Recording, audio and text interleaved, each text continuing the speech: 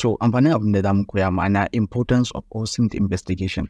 Ɗaya daga cikin amfanin Osint investigation shine providing worthy information without requiring any significant resources. Abin da ake nufi da hakan shine Osint yana taimaka maka ka yi bincike ba tare da misali duk lokacin da jami'an tsaro suka tashi kama mai laifi ko suka tashi gano mai laifi sai sun zuba mai a mota ba mutum ɗaya za a ɗauka ba mutum biyu ko mutum uku ko mutum huɗu sai sun zagaye anguwa sai sun je can sai sun je da sauransu. So amma shi Osint mafi galibinsa ana gudanar da shi ne a zaune ba tare da wani hayaniya ba. Kuma ko da ta kama sai ka fitan ka nemo wani extra source za ga ba abu ne da yake buƙatar sai an zuba mai a mota sai an yi doguwar tafiya, ko da kuma ta kama dole sai an yi doguwar tafiya za ga ba abu ne da yake buƙatar extraordinary effort. So wannan shine abin da ake nufi. Sai kuma abu na gaba shine help in gathering valuable evidence and leads. So Osint yana taimakawa wajen gathering na valuable information and ba iya valuable ba, yana taimakawa wajen providing accurate information. So ko da ba mu kira shi da accurate amma da 80% ko 90% or sometimes 100% na information da zaka samu Osint yana baka wannan, saboda belief din shi ne duk mutumin da zai shiga yanar gizo wayarsa da abin da yake gudanarwa yana identifying ɗin halayyarsa da ɗabi'unsa ne. Idan kaga mutum ya fiye liking ɗin abubuwan karatu to wannan yana nuna cewa ko da a zahiri ma rayuwar mutum tana da ɗan ta'allaki da wannan abin ɗin karatu. So idan kaga mutum ya fiye liking da kuma goyon bayan mutanen da suke ba mutanen banza, so yana so ya nuna maka cewa ko da a zahiri ma wannan mutum banza ne. So wannan shi ya saka mafi yawancin mu abubuwan da muke gudanarwa ko abubuwan da muke yi a yanar gizo yana da ta'ammala ko yana da ta'allaki da yanayin rayuwar mu ta zahiri.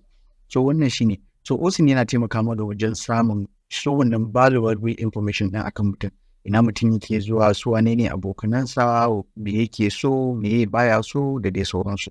So abu na gaba shine Osint yana taimakawa wajen enhancing in efficiency and effective of investigation. Abin da muke nufi da efficiency and effective investigation ba kawai bane face Osint yana taimakawa wajen sauƙaƙa da kuma fast-tracking ɗin hanyar nemo bayanai. Misali yana sakawa wajen ma'ana yana sauƙaƙawa da kuma kawo rangwame wajen nemo information ɗin, sannan kuma an tashi nemo information ɗin kamar yadda kuke ba kawai mu nemo information bane shine burinmu, muna so mu nemo valuable information, muna so mu nemo effective and efficient information, muna so mu nemo information ɗin da ko da 100% true ne ko kuma close to 100% true. So wannan shine, ko da yake yana matuƙar wahala ka iya samun information da yake 100% true, dole akwai wani false positive ko kuma false negative a cikin information wanda a nan gaba insha Allah za mu yi bayani a kansa. Sai kuma Osint yana taimakawa wajen complementing other investigative techniques.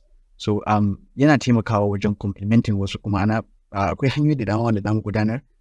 Ku da kanku za ku ci shorewa satanti akan yanayin baiwar da Allah ya baku wajen iya bincikowa da kuma irin zurfin tunaninku da sauransu, wanda ku da kanku za ku ba ma kanku credit kafin wasu su ba ku credit da sauransu, wanda zai ƙara muku faɗin basira da ƙara tunani. Saboda Osint investigation ba na mutum bane haka kawai da zai zo na ce ai na iya sarrafa Linux ko na iya sarrafa computer ko na iya sarrafa waya ko dai wani abu makamancin.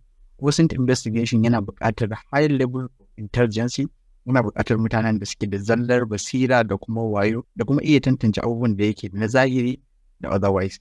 Ma da shi na gaba.